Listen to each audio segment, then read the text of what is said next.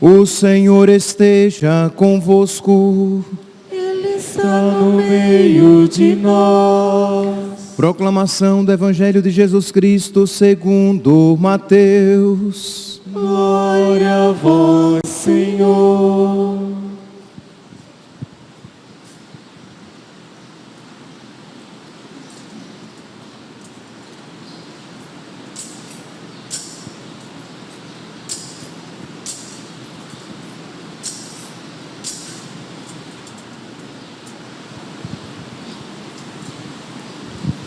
Naquele tempo, vendo Jesus as multidões, subiu ao monte e sentou-se.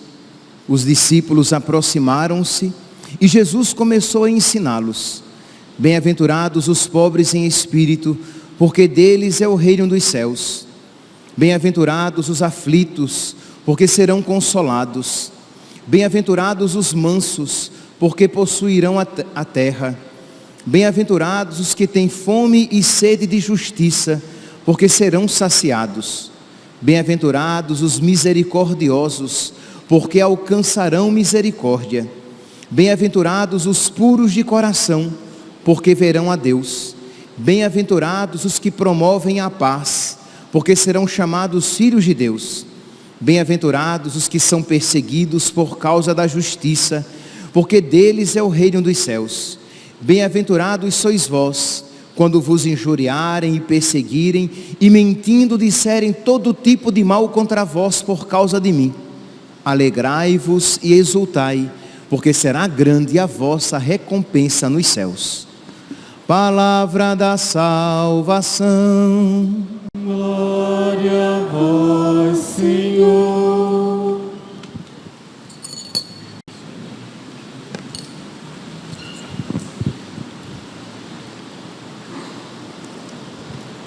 Caríssimos irmãos e irmãs, estamos celebrando a solenidade de todos os santos. Esta solenidade é uma festa de guarda, é um dia de preceito, e o seu dia próprio é o dia 1º de novembro. No dia 1º de novembro, nós celebramos aqueles que estão no céu. No dia 2 de novembro, nós nos recordamos, nós celebramos, nós rezamos por aqueles que ainda não estão no céu, mas que se preparam para a sua entrada.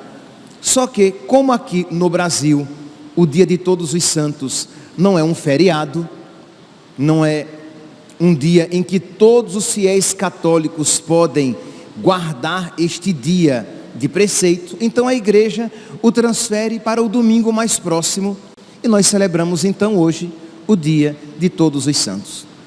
Meus irmãos, que santos nós estamos hoje celebrando?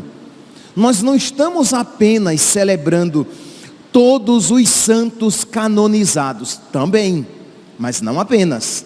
Isto é, nós não estamos celebrando apenas Nossa Senhora, São José, São Padre Pio, Santa Teresinha, Santa Faustina, Santo Antônio, Santa Rita, Santa Luzia, todos aqueles santos que a igreja os elevou aos altares, colocou para nós como modelo de santidade e a quem nós podemos recorrer pedindo a sua intercessão. Não apenas esses, mas tantos outros que foram santos na sua vida escondida, que foram fiéis ao Evangelho, que procuraram de verdade viver a vontade de Deus, mesmo que com o sacrifício, quase sempre, com o sacrifício da sua própria vontade, que afinal de contas, nosso Senhor mesmo disse, né? Quem quiser me seguir, renuncie a si mesmo, tome sua cruz e me siga. Então, todos aqueles que viveram a santidade, que viveram a fidelidade ao nosso Senhor, que levaram a sério o Evangelho, que não brincaram de ser cristãos, que não brincaram de ser católicos, mas que de verdade, suplicando a graça de Deus, de verdade procuraram colocar em prática toda a vontade de Deus na sua vida, segundo o seu estado de vida. As crianças, como crianças, os jovens solteiros, como jovens solteiros, os casados na sua vida matrimonial, no seu trabalho, no seu dia a dia, naquilo que faz parte da própria vida, procurando ser fiel a nosso Senhor. Os religiosos e consagrados na sua vida religiosa, na sua vida consagrada. Então todos esses que nós não conhecemos, mas que um dia veremos que compõem uma grande multidão, na qual, nesta multidão, na qual a graça de Deus não foi inócua, não foi sem efeito, não foi ineficaz, mas que produziu fruto e muito fruto. Então aqui, meus irmãos, celebrar todos os santos deve ser também um chamado à santidade para nós. Isto é, se eles, correspondendo à graça de Deus, lutando contra as suas próprias limitações, as suas más inclinações e os seus pecados, se eles alcançaram a santidade, ou dizendo de uma maneira melhor, se a santidade os alcançou, se a santidade de Deus encontrou lugar nos seus corações, ela pode encontrar lugar nos nossos corações também, desde que nós colaboremos com a graça de Deus, desde que nós sejamos dóceis à graça de Deus, porque, meus irmãos, nós não podemos brincar de ser católicos, nós não podemos fazer de conta que somos católicos, ter um verniz de catolicismo, mas quando na verdade o nosso interior é muito diferente daquele em quem dizemos crer. Então precisamos, seguindo o exemplo dos santos conhecidos a nós e pedindo a intercessão de todos eles, precisamos pedir a Deus, por intercessão de todos os santos, a graça de nós vivermos também a santidade. Santidade esta, eu sei que talvez não fosse nem necessário isso dizer, mas, mesmo assim eu vou dizer, santidade que é possível. Isto é, e digo isso, não é para criar polêmica, mas é apenas porque nós estamos mergulhados num ambiente em que nós convivemos muito com muitos protestantes. Nós podemos, sem perceber, nos deixar influenciar por uma mentalidade protestante. Os protestantes, eles não creem na santidade. É por isso que vocês não vão ver no protestantismo santos, porque eles não acreditam que se possa ser santo. Para a antropologia protestante, o estudo do homem, do ser humano, para o protestantismo é o quê? Que o pecado destruiu a natureza humana, de modo que, em que consiste a santidade? A santidade consiste apenas e tão somente num ato de fé, de alguém que crê em Deus, não obstante peque muito. É tanto que Lutero tem até uma expressão que ele diz assim: peca fortiter, sed crede fortius. Isto é, se você pecar forte, creia mais fortemente e está salvo. O católico não crê nisso. O católico diz, o pecado, ele danificou a natureza humana, mas não a destruiu. A graça pode restaurar a natureza humana, de modo que a graça de Deus, ela modifica o ser humano desde dentro. Enquanto para Lutero, Calvino, em que consistia a justificação, a santidade? Quando o Pai olha para um crente, Jesus se coloca na frente dele, e aí o Pai vê Jesus. em quem o crente crê. Mas o crente continua corrompido, destruído, desgraçado, egoísta, ruim, mau.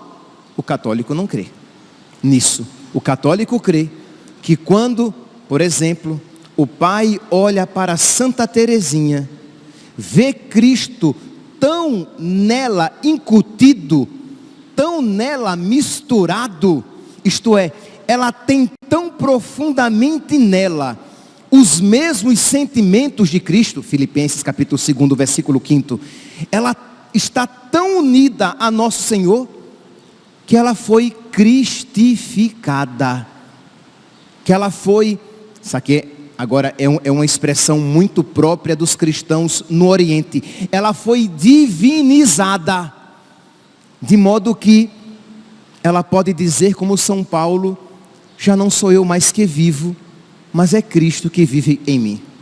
Então nós, cristãos, católicos, cremos, e esta é a condição da possibilidade de deixarmos a graça de Deus agir, porque se nós não acreditarmos, se nós não crermos que a santidade é possível, nós não iremos deixar espaço para a graça de Deus nos modificar. Pois bem, então celebrar o dia de todos os santos é celebrar os santos conhecidos, celebrar os tantos outros que de verdade se santificaram. Interessante aqui, falando ainda de santificação, São Paulo, na primeira carta aos Coríntios, no capítulo 1, primeira carta de São Paulo aos Coríntios, capítulo 1, versículo 2, fica fácil de gravar, 1 Coríntios, capítulo 1, versículo 2, São Paulo escreve a carta aos cristãos de Corinto e diz: aos santos em Jesus Cristo, chamados à santidade. Oxe, como assim? Aos santos chamados à santidade? Sim, porque originalmente no hebraico a palavra santo significa separado, é kadosh. Então, aos santos, isto é, aqueles que foram separados por Deus, para Deus, que são chamados à santificação. Então, quando foi que nós fomos separados por Deus para a Ele pertencer? Catequese. Quando foi que nós nos tornamos propriedade de Deus? Quando foi que, agora já entreguei o jogo. Quando foi que nós nos tornamos filhos de Deus, herdeiros do céu, templo do Espírito Santo, membros da igreja, livre do pecado original? No batismo. Quando nós fomos batizados, nós fomos separados para Deus. Nós fomos santificados, isto é, separados para Deus e chamados à santidade. Ora, Deus só nos chama à santidade porque ser santo, na sua graça, é possível. Deus só nos chama à perfeição, sede perfeitos, como o vosso Pai Celeste é perfeito. Deus só nos chama à perfeição, porque tudo posso naquele que me dá forças. Mas, diz Jesus, sem mim, nada podeis fazer. Então, se nós não estivermos mergulhados, fincados, encrustados, enraizados em Jesus, o chamado à santidade será um fardo insuportável, um peso terrível, porque é uma realidade que eu não posso alcançar pelas minhas próprias forças. Bingo! Eu não posso alcançar pelas minhas próprias forças, porque que pretensão a minha seria querer ser como Cristo sem Cristo? Impossível.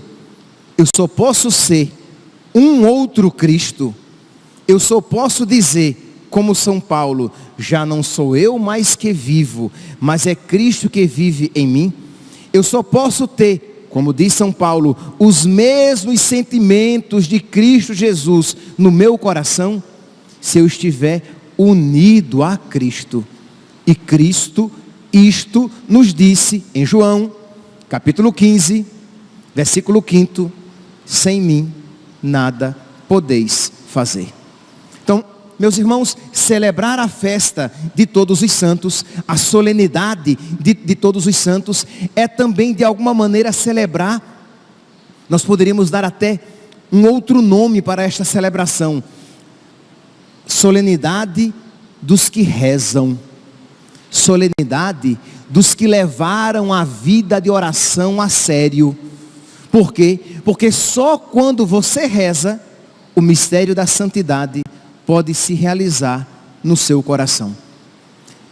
Santa Teresinha só se tornou esta santa que se tornou porque ela foi dócil à graça de Deus que lhe foi concedida na oração. Deus quer nos santificar a todos, mas e qual é o caminho da santificação? Qual é a porta por meio da qual nos vêm as graças para a nossa santificação? A oração. De modo que, se nós não rezarmos, nós não seremos santos. E digo mais, e não eu, mas Santo Afonso Maria de Ligório, nós não seremos salvos. Não é assim o que ele diz? Quem reza, se salva.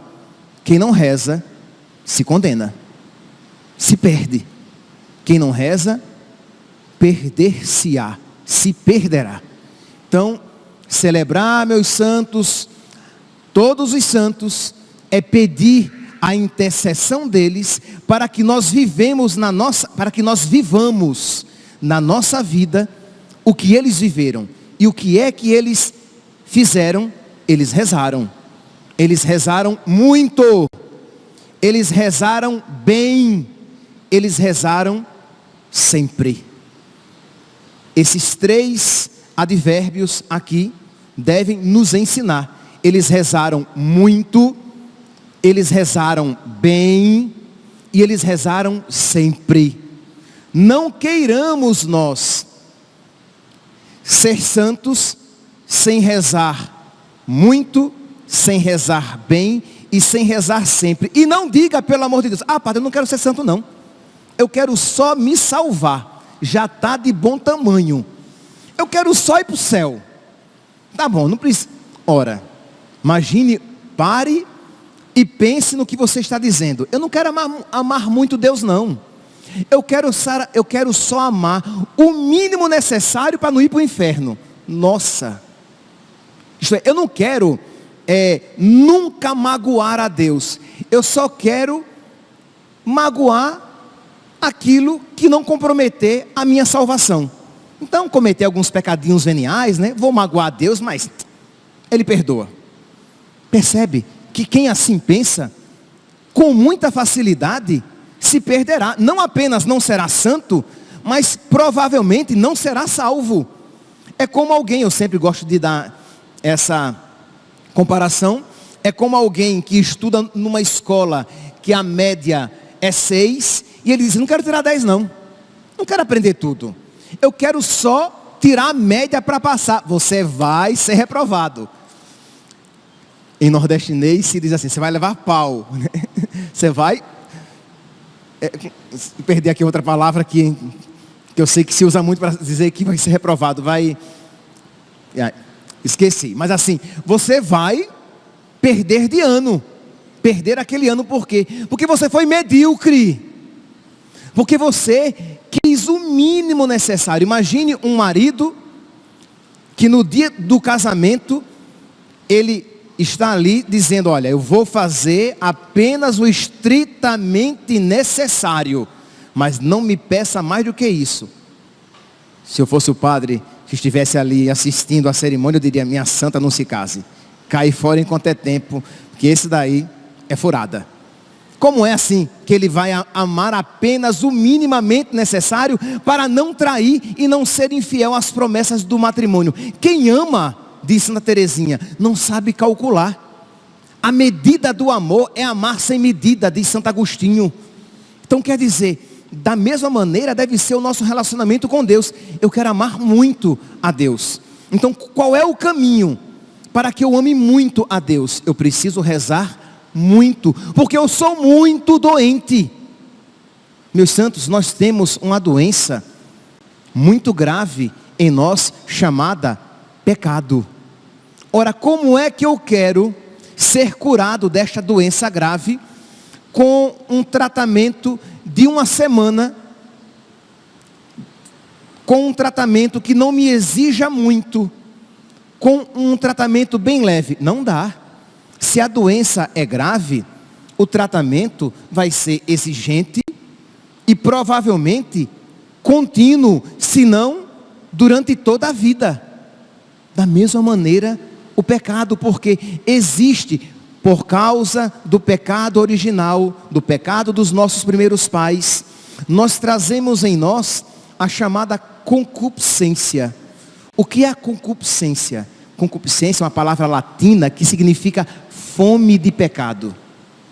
No nosso coração, marcado pelo pecado original, existe sempre uma fome de pecado, um desequilíbrio interior que nós tendemos ao pecado, que nós com facilidade nos desviamos de Deus, de modo que a nossa busca de Deus é uma luta constante, é um esforço constante. E Jesus não nos escondeu isso quando disse: esforçai-vos para passar pela porta estreita. Qual é a porta estreita? A cruz. Esforçai-vos para passar pela porta estreita, porque largo é o caminho da perdição, e são muitos os que por ela se perdem, por elas vão. Quer dizer, pelo caminho da perdição se enveredam. Então, vamos lá, meus santos, vamos tomar a peito este exemplo que os santos nos deram, sem o qual nós não seremos santos. Rezar muito, rezar bem, rezar sempre. Então, primeira coisa, vamos aqui nos analisar como você tem feito a sua oração. Não vou nem perguntar ainda, porque eu já sei quase que a resposta, se você reza muito. Não vou nem perguntar isso. Vou perguntar se você, primeira pergunta, você tem rezado bem? Isto é, quais são, vamos aqui pegar 2 requisitos necessários para se rezar bem. Estar em estado de graça. Então, quando foi a sua última confissão? Ah, padre, já faz alguns meses. Pois é, meu santinho. Ou você é muito santo, muito santa, de modo que nesses alguns meses você não cometeu nenhum pecado grave, ou você já passou da hora de se confessar. Então entre na fila da confissão, vá fazer uma boa confissão, suplicar a misericórdia de Deus, para que o seu organismo espiritual se vivifique, para que você volte à amizade com Deus, e aí você tem tudo para rezar bem. Segundo critério, de você colocar a sua inteligência e o seu coração naquela oração, porque eu não tenho dúvidas, tá? Eu vou quase que arriscar dizer que 95%, olha, estou sendo generoso, hein? Que 95% aqui reza. Estou sendo generoso, mas tá bom, estou arriscando. Se não mais até, olha, estou generoso demais. Que mais de 95% das pessoas aqui presentes, né, têm vida de oração. Só que muitas rezam sem sequer deter o intelecto naquilo que estão rezando. Isto é, rezam no automático. Não param para meditar o que estão rezando. Então, reza o Pai Nosso, reza a Ave Maria, reza o Credo, reza alguma novena, faz alguma lista de oração a que você se propõe frequentemente rezar, mas você não medita naquilo que você está rezando. Reza o terço, mas reza Ave Maria, cheia de graça, Senhor é convosco, e aí você não coloca o seu intelecto para meditar aquilo que você está rezando. Você não coloca o seu coração naquelas palavras, pedindo a Deus que elas surtam efeito na sua vida. Quando você diz, perdoai-nos as nossas ofensas, assim como nós perdoamos a quem nos tem ofendido. Aí você reza, pensando nisso que você está rezando. E aí você se recorda que você tem guardado mágoa no coração, que você tem perdoado, mas perdoado imperfeitamente, que na primeira oportunidade que você tem de descer a língua falando mal daquela pessoa antipática, você tece um comentário venenoso, áspero, ácido. Por quê? Porque você guarda alguma mágoa daquela pessoa. Ora, se isso você faz, é porque o seu perdão, pelo menos, não foi um perdão ainda perfeito. Mas você está dizendo a Deus: Senhor, trata-me a mim como eu trato os meus. Perdoai-nos as nossas ofensas, do mesmo modo como nós perdoamos. Crê em Deus Pai. Se Deus me perdoar assim, eu estou frito. Porque eu sou tão áspero, ácido com aquelas pessoas que me machucaram. E na primeira discussão que eu tenho com elas, eu relembro tudo aquilo que contra mim foi feito.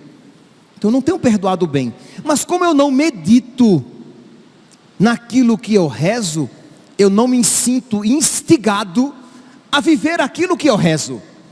Consequentemente, não há mudança. Porque imagine, meus santos, imagine aqui, quantos anos de oração nós temos? Uma pessoa de 20 anos, talvez tenha pelo menos 10 anos de oração. Se não, né, com o seu intelecto, 13 anos de oração, se com os 7 anos ela chega à idade da razão. E se depois de 13 anos de oração ela não é santa, e aqui eu dei o exemplo da pessoa de 20, né? Eu não dei nem o exemplo da pessoa de 47, que aí pronto, piorou ainda mais. Se o padre com 47 anos ainda não é santo, ele tem rezado mal. Simplesmente isso. É feio de se dizer, mas eu vou o quê? Eu vou disfarçar?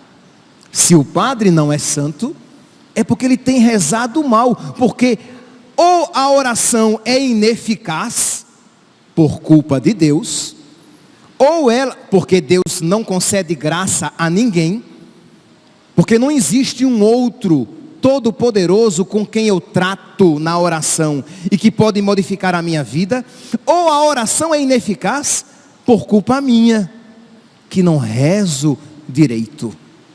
Ou o remédio não está surtindo efeito, porque eu estou tomando de maneira errada, ou não tomando,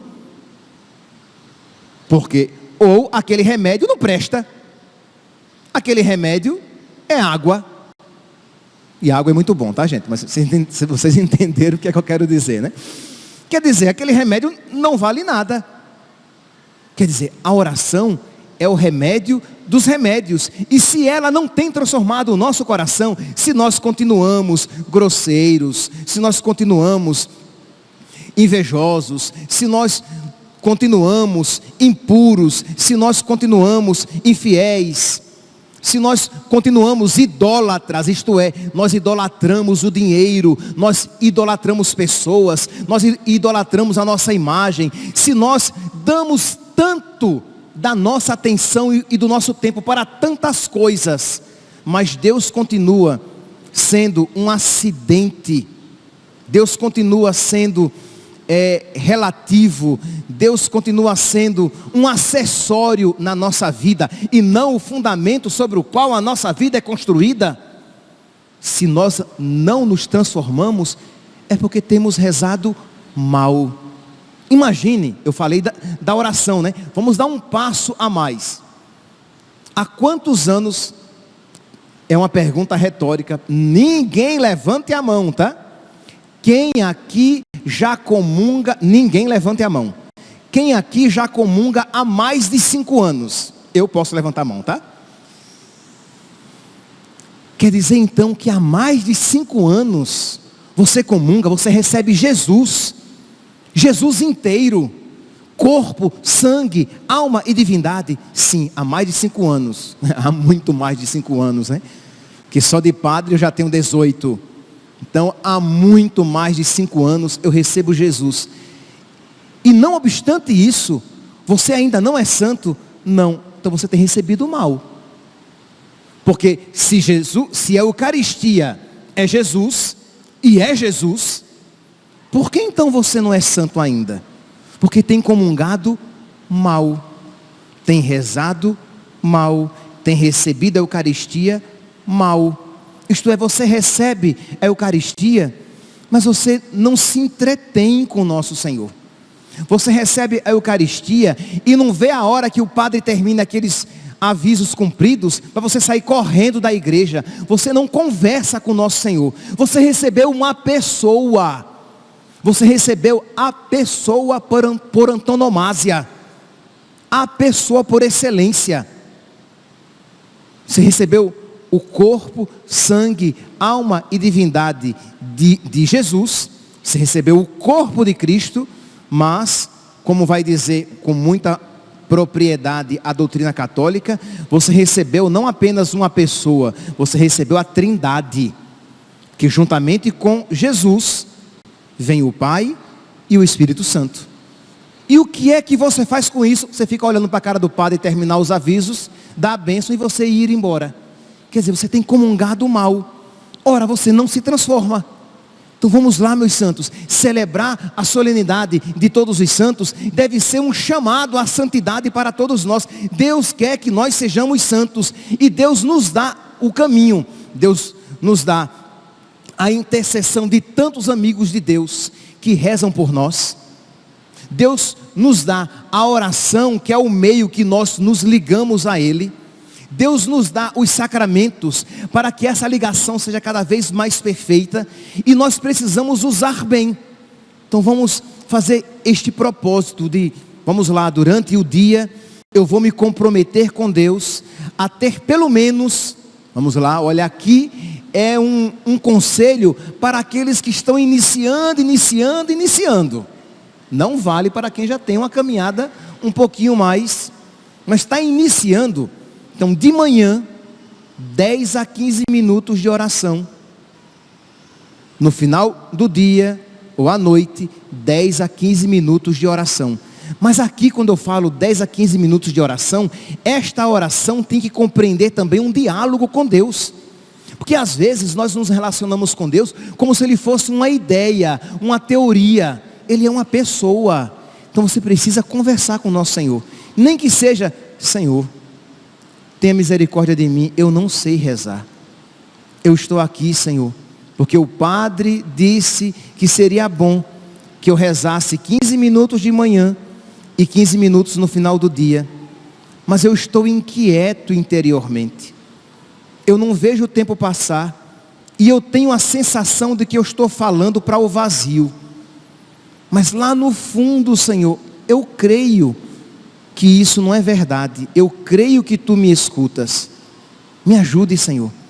Me ajude a crescer na fé.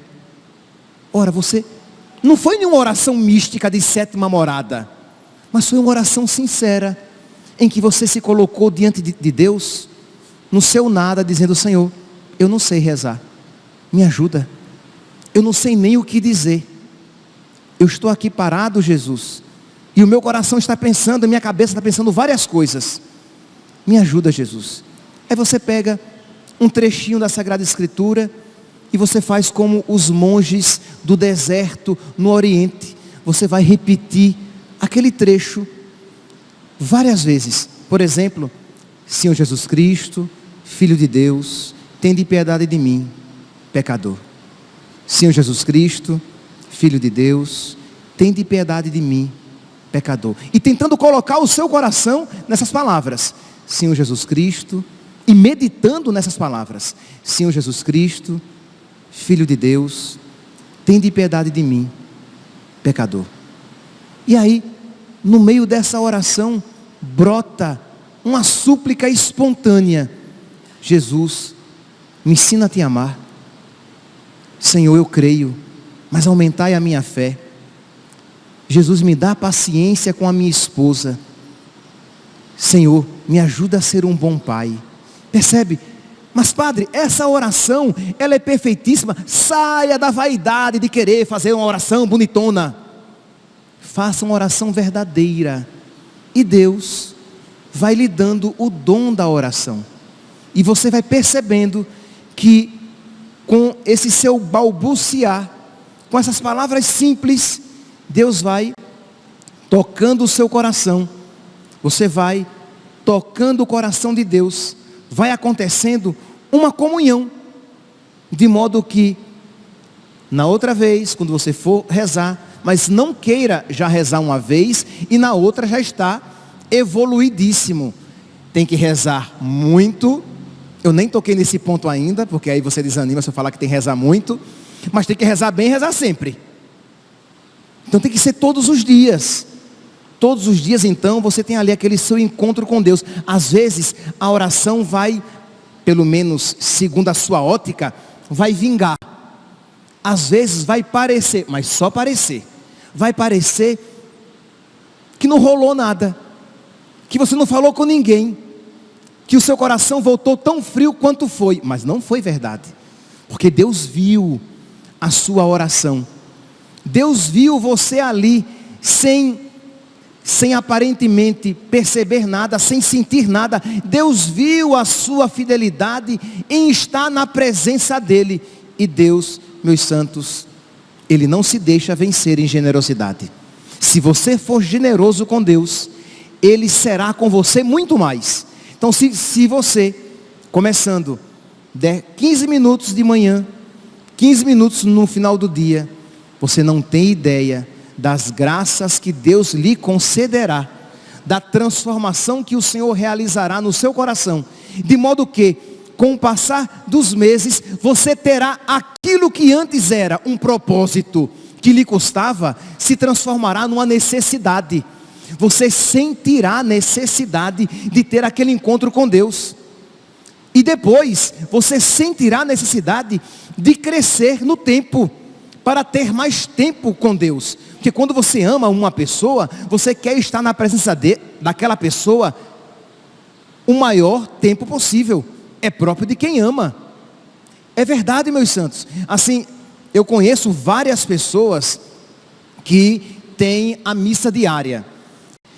E muitas dessas começaram com um sacrifício, isto é, como era sacrificante acordar para vir à missa todos os dias. Nossa, como custava. Eu conheço muitas, de verdade. Eu até poderia pedir que algumas levantassem a mão.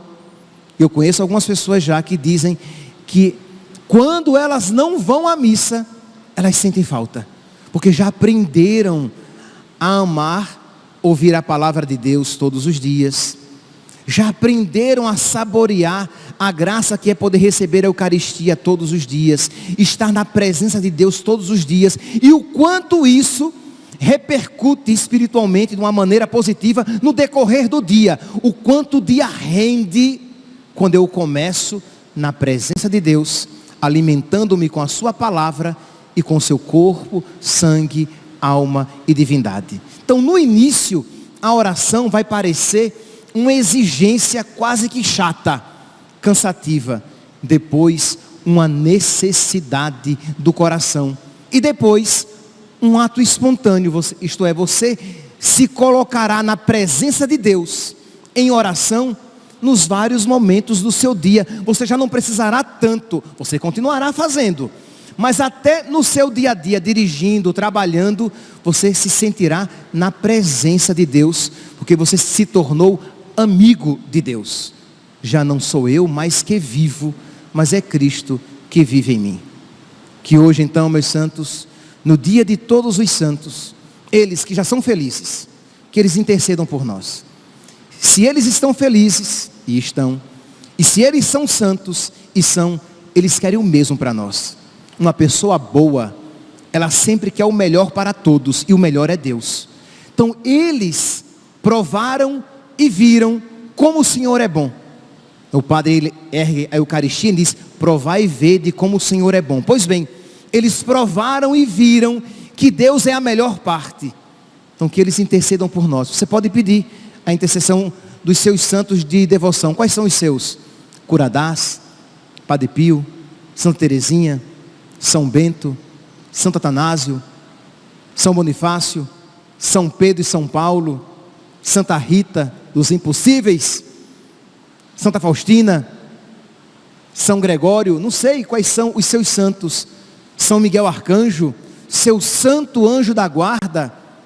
Peça a intercessão deles e peça também a intercessão dos santos não conhecidos, mas que estão no céu, para que eles nos ajudem, para que um dia, com a graça de Deus, no céu, todos nós possamos estar. Louvado seja nosso Senhor Jesus Cristo, para sempre seja louvado. De pé, proclamemos a nossa fé. Creio em Deus Pai Todo-Poderoso, Criador do céu e da terra. Creio em Jesus Cristo, seu único Filho, nosso Senhor, que foi concebido pelo poder do Espírito Santo, nasceu da Virgem Maria, padeceu sob Pôncio Pilatos.